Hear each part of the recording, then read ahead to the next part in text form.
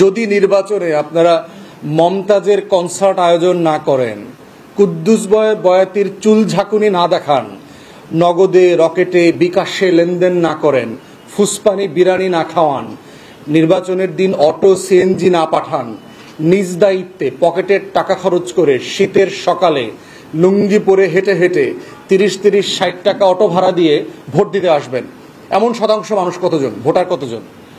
কোনো নির্বাচিত প্রতিনিধি আমাদেরকে 20% বেশি বলেন নাই। তাহলে সেই দেশের নির্বাচনে 70, 75, 76, 65% মানুষের ভোট আসে কোত্থেকে? কি তাদেরকে ইনসেন্টিভাইজ করে, তাদেরকে কি তাড়িত করে যে আজকের এই শীতের সকালে আমাকে ভোট দিতে যেতে হবে? সেটা কি আসলে নাগরিক দায়? সেটা কি আসলে নাগরিক দায়িত্ব? সেটা কি আসলে জনগণ হিসাবে আমার মতামত প্রতিফলিত হতে হবে কে নির্বাচিত হচ্ছেন না এখানে? সেটা না। তাহলে আগে যেগুলো বলেছি, বাংলাদেশের নির্বাচন তাড়িত করে অন্য ইনসেন্টিভগুলো, যেই ইনসেন্টিভগুলো নাগরিক সত্তা তৈরি করে না, যেই ইনসেন্টিভগুলোর মধ্য দিয়ে নাগরিক দায় তৈরি হয় না। তাই আমরা বারবার বলছিলাম যে একটা ভালো ভোটের প্রধানতম অংশীজন ভোটাররা। অতএব সেই 12 কোটি 18 বছর বয়স্ক তালিকাভুক্ত মানুষদেরকে কিভাবে ভোটার করা যায় সেইটার কোনো আয়োজন আমরা এখানে দেখলাম না। RICL TMX, যুগের পর যুগ স্থাপনা থাকে মজবুত।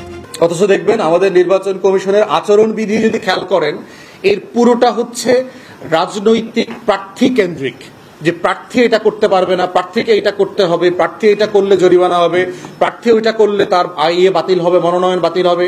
তাহলে অ্যাজ ইফ প্রার্থী নিজেই বিকাশে টাকা দেয় এবং ওই বিকাশের টাকা প্রার্থী আবার নিজে খায়, ব্যাপারটা এরকম আর কি।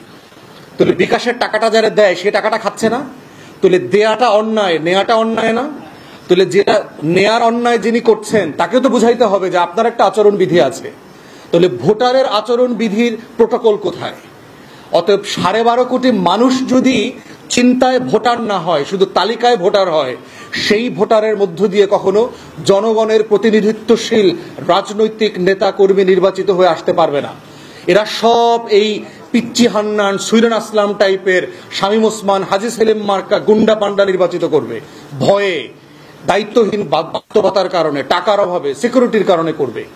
অতএব সেই জায়গাতে আমরা বোধ করছি নির্বাচন কমিশনের একটা সবচেয়ে বড় ব্যর্থতা তারা, আমরা বলবার পর থেকে গত 1 বছর থেকে তারা ভোটার প্রোটোকল নিয়ে ন্যূনতম কোনো কাজ করে নাই, ন্যূনতম কোনো প্রস্তুতি তাদের মধ্যে দেখলাম না, যে কাজটা করার সকল সক্ষমতা এই রাষ্ট্রের আছে বলে আমরা বোধ করছি।